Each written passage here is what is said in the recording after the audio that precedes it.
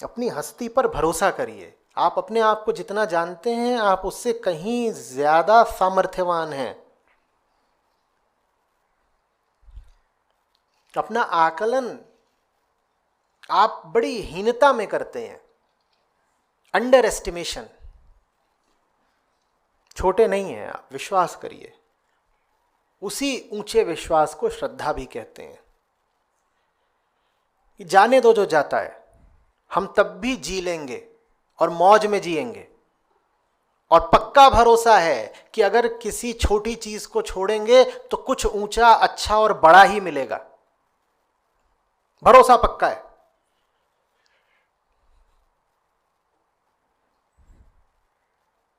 बुरे से बुरा क्या हो सकता है? एक सही उपक्रम में शरीर को मौत आ जाएगी, यही होगा। वो भी बेहतर है एक क्षुद्र जीवन जीने से।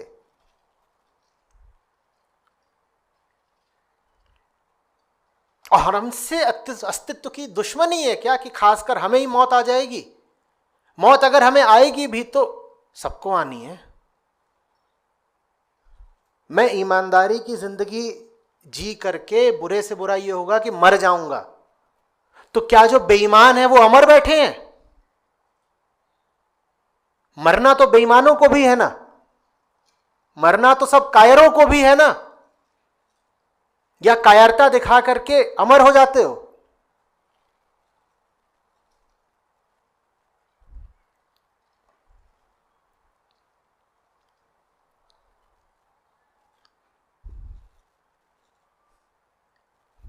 आचार्य जी, हम मरने से नहीं डरते, हम तो कई तरीके के कष्टों से डरते हैं। और हम अपने ऊपर वाले कष्टों से भी नहीं डरते। आचार्य जी, हम बहुत अच्छे आदमी हैं, हमारे अपनों को कुछ नहीं होना चाहिए। अपने लिए तो मैं जीता ही नहीं हूं, मैंने तो अपनी जिंदगी दूसरों के नाम रखी हुई है, उन्हें कुछ नहीं होना चाहिए आचार्य जी, इसलिए मैं झूठी जिंदगी जीता हूं। तुम जैसी जिंदगी जी रहे हो इसमें तुम्हारे अपनों को भी क्या मिल रहा है? तुम्हारे जितने भी तर्क हैं एक कमजोर, झूठा, खोखला जीवन जीने के समर्थन में, वो सारे तर्क कितने बेबुनियाद हैं। ये भी अगर कहते हो कि डरी हुई कमजोर जिंदगी जी रहा हूं अपनों की खातिर, तो मुझे बताओ ना, अपनों को भी तुमने क्या दे दिया आज तक? अधिक से अधिक एक औसत जीवन। वो जो अपने हैं ना आपके, वो भी एक बहुत ऊंचे जीवन के अधिकारी हैं, हकदार हैं। और छोटी जिंदगी जी करके आप उन्हें भी कुछ नहीं दे पा रहे हो, आप उनके साथ भी अन्याय कर रहे हो।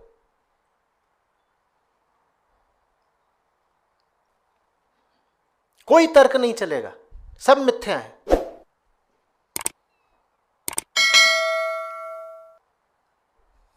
सच के खिलाफ कौन सा तर्क चल सकता है बताइए?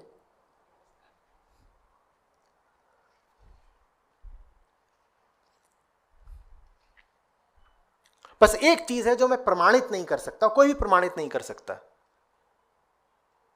कि झूठ के आगे भी जीवन है।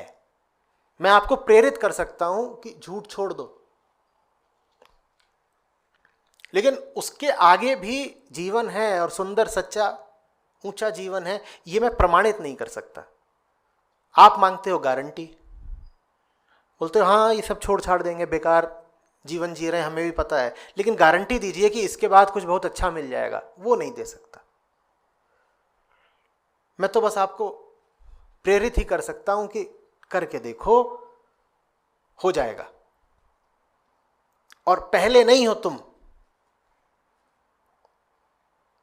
कि मानव जाति में आप अचानक नए नए खड़े हुए हैं कि मैं अपनी सब झूठ को और कूड़े कचड़े को जलाऊंगा, मुझसे पहले तो किसी ने किया ही नहीं। आपसे पहले सैकड़ों हजारों लोगों ने ये किया है और वही हैं जो जिए हैं, और उन्हीं के नाम से आज मानवता जिंदा है।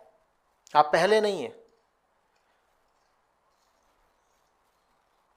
सही और सच्चे रास्ते पर आपसे पहले हजारों लाखों लोग चल चुके हैं। तो ये भी मत कहिएगा कि हम ही तो रम खा हैं क्या, हम कैसे कर ले। कोई भी नहीं करता, कोई भी नहीं करता माने आप उनको जानते नहीं जिन्होंने किया, क्योंकि आप अच्छा साहित्य पढ़ते नहीं। आप बस देखते हो अपने गली मोहल्ले में, अपने सोसाइटी अपार्टमेंट में, आप देखते हो यहाँ तो सब ऐसे ही झूठे झूठे हैं, और फिर आपको तर्क भी यही दे दिया जाता है कि तुम ही आए बड़े फन्ने खा। देखो ताऊ जी की लड़की भी वही कर रही है जो हमने कहा, रीता भाभी की लड़की भी वही कर रही है जो सब करते हैं। तुम ही उड़न परी निकलोगी। आप कहिएगा हम ही नहीं निकल रहे हैं उड़न परी, हमसे पहले हजारों लाखों निकल चुके हैं, बस आपका अज्ञान इतना है कि अच्छे लोगों के बारे में आपको पता नहीं, आपको सब घटिया ही लोगों की जानकारी होती है, तो आपको लगता है सब घटिया ही है। अगर मुझे जानकारी में ही जो 100, 200, 1000 लोग हों, वो सब एक ही तरह के हों, तो मुझे क्या लगेगा, पूरी दुनिया इसी तरह की है ना। इसीलिए ऊंचा साहित्य पढ़ना चाहिए, ऊंची संगति रखनी चाहिए, ताकि आपको दिखता रहे कि नहीं बहुतों के साथ हुआ, सभी के साथ हो रहा है। जो भी कोई सही जीवन जीना चाहता है वो सफल हो रहा है, वो सब सफल हो रहे हैं तो मैं भी सफल होऊंगा।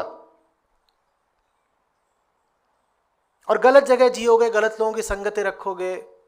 256 लोगों का व्हाट्सएप ग्रुप है, उसमें से 255 बिल्कुल एक ही तरह के हैं, हेलो जी, गुड मॉर्निंग जी, और बना दिए 2 फूल सुबह सुबह। ऐसे व्हाट्सएप ग्रुप में रहोगे तो वहां यही सुनने को मिलेगा कि संगति से अलग कुछ नहीं है, संगति से ऊंचा कुछ नहीं है। आपकी जैसी संगति आप वैसे ही हो जाओगे, उससे अलग आप नहीं हो सकते। और तुर्रा ये रहेगा कि आप कहोगे पूरी दुनिया ही ऐसी है। पूरी दुनिया वैसी नहीं है, पूरा इतिहास भी वैसा नहीं है, बस आप जिन लोगों को जानते हो वो वैसे हैं। तो अपने तर्कों को थोड़ा काबू में रखिए। डर इतनी केंद्रीय बीमारी है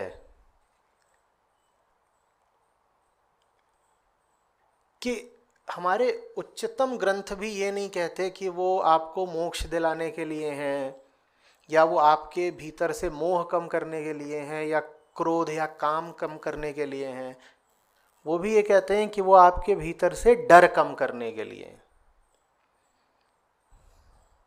हमारे चेहरों पे डर लिखा रहता है। किसी ने पूछा था मुझसे एक बार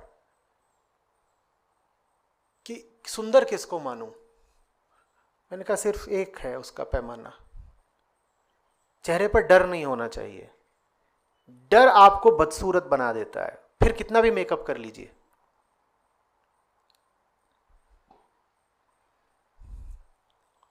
और जिसके चेहरे पर डर नहीं है वो सुंदर है। सौंदर्य की शायद इससे सटीक परिभाषा हो भी नहीं सकती। जहां डर नहीं है वहां सौंदर्य है। बड़े से बड़े खतरे के सामने, नुकसान की स्पष्ट संभावना के सामने भी आपका चेहरा चमकना चाहिए।